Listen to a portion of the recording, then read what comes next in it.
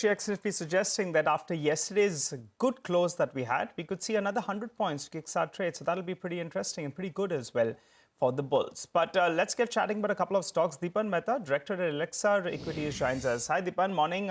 Thanks so much for joining in. Well, Dipan, let's start off with L&T. Those numbers look good. Order inflow was good. Commentary as well, fairly decent. And valuation, some support out there. What do you make of the numbers and your view on the stock? Yeah, Nigel, good morning and thanks for having me on your show. I think an exceptional set of numbers. Not surprised you were expecting this kind of numbers coming through from L&T. And clearly, I think the stock is going to be an outperformer. It has been so. And what we like best is the focus on capital allocation.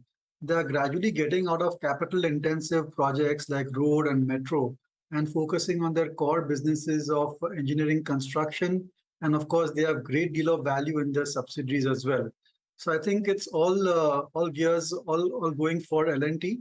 And in a way, it's kind of a must-have stock in your portfolio because there's a strong infra capex cycle underway. And the best way to play that is through L&T, and it's a large cap nifty stock as well. So if you're benchmarking against any of the larger indices, then you cannot do so outperform without having L&T in your portfolio. Having said that, our disclosure, we and our clients are invested. Okay, so you and your clients are invested. What about Bharti? Dipan, good morning.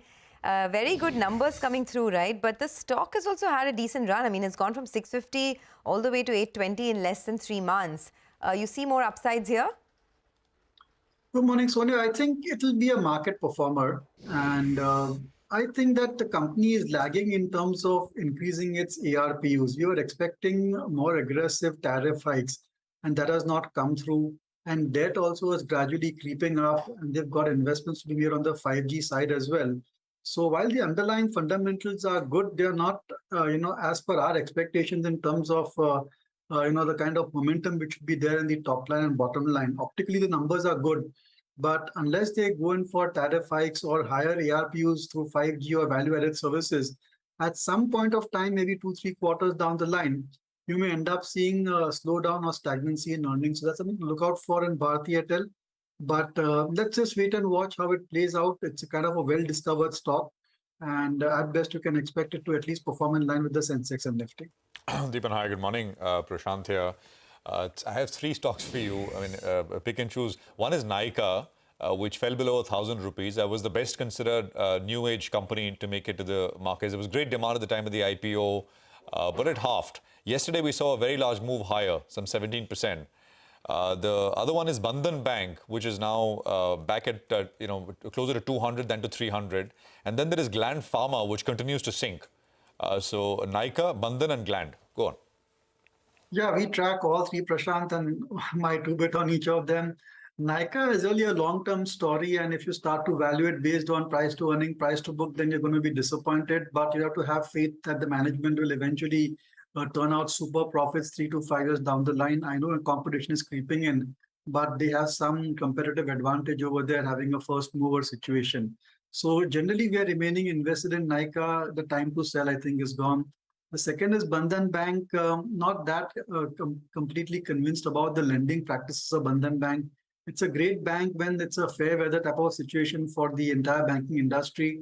But the minute there is crunch time, then banks like Bandhan Bank, suddenly you see ballooning of the NPAs.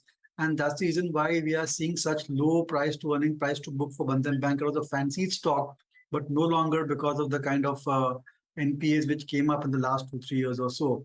And Gland Pharma, I think there's an opportunity over there. Valuations have always been rich since its listing. But now because of 1 or 2 quarters of disappointing numbers and a lot of anxiety about the parent company and how it will actually manage its debt situation, that is impacting the sentiment in the stock. And if you have a slightly contrarian streak in your investing strategy, you could consider Gland Pharma. It's a super pharmaceutical company focused on injectables where the competition is less, price volatility or price compression also is on the lower side. And it's got a great trajectory as far as new products are concerned as well. Expansion plans also underway. So I would look at Gland Pharma on a positive light. Bandhan Bank is avoid, and Nykaa is really for the long term. Okay, for the long term, Nykaa, right? That's one had taken a big beating lately. But Dipan, stay on. I don't know if you track these packaging companies, but I do want your thoughts here because AGI Green Pack, which was earlier known as HSIL, as we know, this is a packaging